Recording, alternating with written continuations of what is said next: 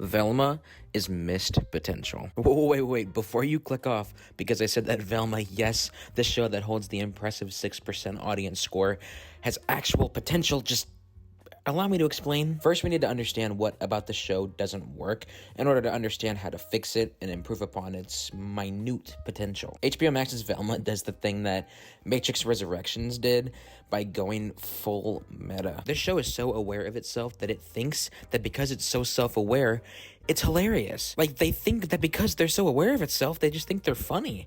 And it's quite the opposite. I mean, it's okay to be self-aware, but not to the point of the characters calling out what they're experiencing and relating it to like a rom-com or a different genre film, and then suggesting that they do what they do in those specific movies. It's just beyond lazy writing. It's not funny. I mean, just watch for yourself.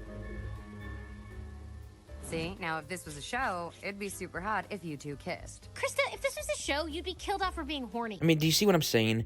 It's infuriating to watch them throw everything at the wall with this one joke setup, and it would be different if they at least tried to switch up the construction of their jokes, but it's literally just the same thing over and over again. Another big issue that people have with the show is that they just kind of ram representation down your throat. Also, the show is like low-key subtly racist. It's Velma from school. You cheat off me in Spanish because you think I'm Mexican. Maybe. But I'm not gonna dive too much into that. But the representation in this show feels like it's there to just please a certain demographic, and it doesn't really serve any purpose in the narrative. I mean, if you want Daphne and Velma's sexuality to be a major part of who these characters are, then actually show them struggling with that. Like, okay, I'm gay, and I know firsthand how hard it can be to not only accept yourself, but to reveal your identity to the world around you.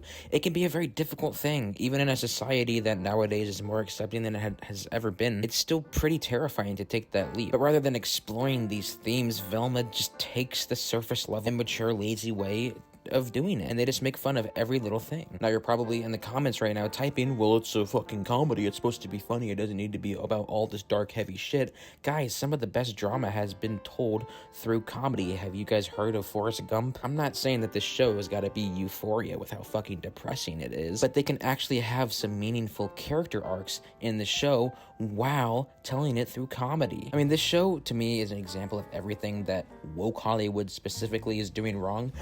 Woke Hollywood right now, it just seems to be a certain specific side of them, because there is the other realm that is perfectly fine creating terrific films and TV shows. It seems like they're favoring physical attributes over good storytelling, and it is so infuriating to watch as a lover of stories. And it's even more annoying because I know that if you held a gun up to the head of these creators, they'd all be blinded to the potential that their own writing has to offer. They're also probably thinking, Nick, what the heck are you talking about? You are grilling the heck out of this show and its creators. How is there any potential here? Well, most of it, if not all of that potential, is within our characters. I'm not gonna lie to you guys, I do kind of like the setups for our characters in this show. It does need some tweaking, of course, and I'll get into that. But as annoyed as everyone is with the fact that these characters are nothing like the ones that we've known for the past 50 years, taking something old and putting a new spin on it is perfectly okay. We as an audience just need to understand what sets this mystery gang apart from the one that we already know and love. And that all comes down to the creators of the show, and clearly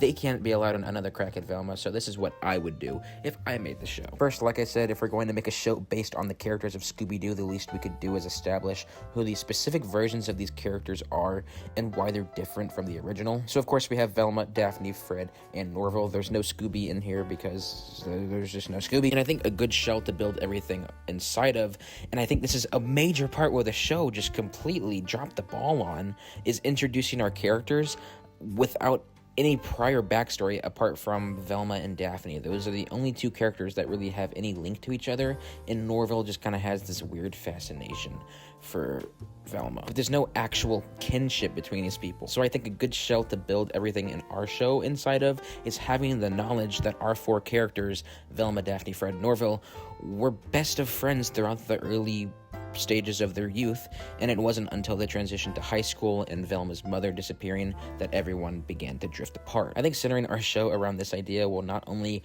create some compelling narrative choices later on if we decide to explore that early part of our characters' lives, but that way, when we watch our characters in present time in high school and the tension between them, it makes a whole lot more sense. Unlike in the actual Velma show when they're like just talking shit to each other and they just have this constant expression of disdain on their face when looking at each other. It's so hard to get invested to this. But at least if that's the route that we want to go to, this disdain that each character has for each other, then at least having the knowledge of them being friends and then they suddenly split, then it just makes more sense. Okay, so we got our shell. Now let's dive into our characters. With Velma, I'd keep everything with her mother. It's clear that the relationship and the sudden end of it has shaped Velma into this selfish, judging asshole that we follow in HBO's version of the show. And I think Fred with his struggle of masculinity is fine. We just don't need to write consistent little dick Fred jokes like the actual creators of the show seem to only know how to do. I mean, I can't tell you how many little dick Fred jokes there are in episode 2. It is so exhausting. And I actually do love Daphne's conflicting romantic feelings towards Velma, her best friend that she's literally known since birth. So exploring that would definitely be really compelling. And Norville, honestly, guys, I think we give Norville a character arc of self-respect. I mean, he's walked on all too much in this show, and to see him toughen up as we progress throughout the narrative, that would be really, really rewarding, because, I mean, imagine this entire Velma show, and by the end, Norville is just still quietly in love with Velma, and everyone just still jokes and makes fun of him about it.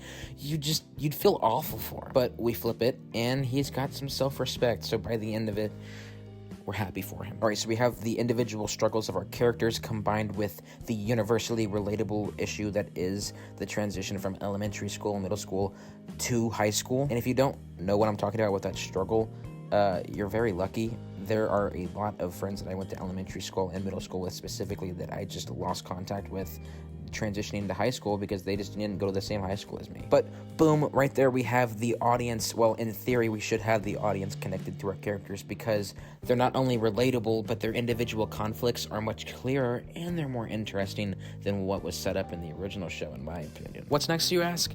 Well, this is a show that's inspired from what? Scooby-Doo? And what do they do in Scooby-Doo? They solve mysteries. And that's what they do the entire show. I mean, naturally, of course, you have a big overarching mystery to the entire season, and that would, of course, be the disappearance of Velma's mother. But throughout the series, there should be a new mystery per episode, kind of in the vein of Ally McBeal. Ones that are orchestrated in a way that brings these characters together that doesn't feel forced. Maybe have the first mystery be one that Velma specifically needs Daphne's help on, and throughout that mystery, we see Daphne's conflict explored, and we learn more about their relationship prior to the abrupt end of it, bringing them closer together by the end of the episode, and that kiss that happens actually feels earned and not forced down your throat. I mean, it's just, guys, it's so easy. Rinse and repeat the same process with every character, and by the end of the show, we have our full mystery gang reunited, and they finish the season by solving the mystery of Velma's mother's disappearance.